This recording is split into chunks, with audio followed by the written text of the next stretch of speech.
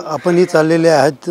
नेमकं काय आपले काही मुख्यमंत्र्यांशी बोलणं झालंय का? कशा प्रकारचं आपलं बोलणं झालेलं आणि काय नेमकं सूचना दिल्यात मुख्यमंत्री? हे बघा, धनगर समाजाच्या एसटी आरक्षणाचा प्रश्न जवळपास गेल्या 4 पिढ्यापासून धनगर समाज हे भोगत आहे.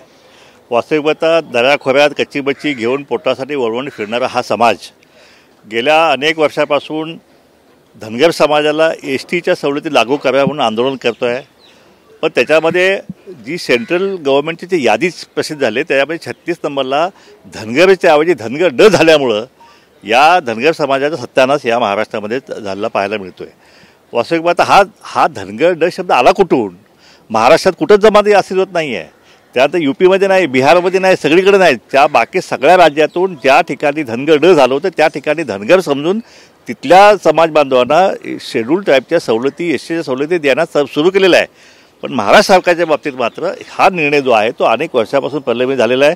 2014 साली ज्यावेळी धनगर समाजाचं मोठं आंदोलन बारामतीमध्ये झालं होतं त्यावेळी देवेंद्र फडणवीस स्वतः त्या ठिकाणी आले होते. ते म्हणाले आमचा अभ्यास सगळा झालेला आहे, तुम्ही आम्हाला सत्तेत बसवा, आम्हाला पहिल्या कॅबिनेटमध्ये आम्ही तुम्हाला आरक्षण देऊ, अशा प्रकारचं आश्वासन दिल्यामुळं धनगर समाजानं काँग्रेसची सत्ता घालून त्या ठिकाणी भाजप सत्ता आणली.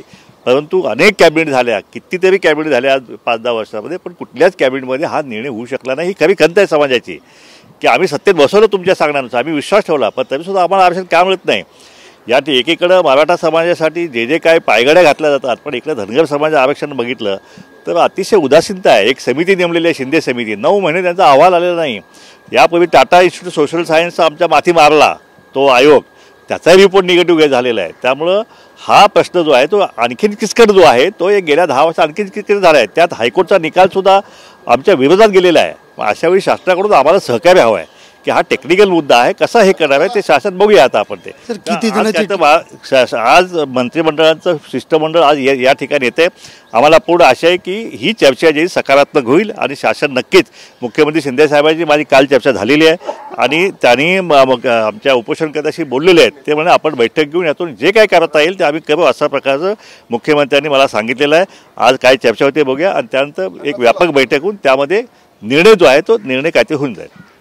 एकंदरीत पाहिलं तर आज मंत्रिमंडळाच्या बैठकीमध्ये काय चर्चा होते व त्यानंतर जो निर्णय येईल ते व्यापक निर्णय तो घेतला जाईल आणि त्यानंतर देखील मराठा धनगर समाजाच्या जे कार्यकर्ते आहेत की पदाधिकारी त्यांची देखील बैठक होणार असल्याचं या ठिकाणी जे अण्णा शेगडे आहेत यांनी सांगितलेले आहेत. आणि आपण पाहू शकता या ठिकाणी शंभूराज देसाई त्याचबरोबर धनगर समाजाचे नेते जे आहेत ते देखील अण्णा प्रकाश शेडगे हे देखील यांच्यासोबत या बैठकीसाठी जाण्यासाठी निघालेले आहेत.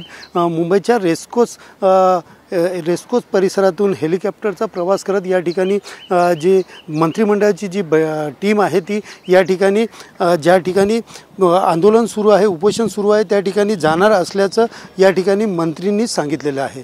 कॅमेरा पर्सन गणेश रहाटेसह सुनील जाधव, TV9 मराठी, मुंबई.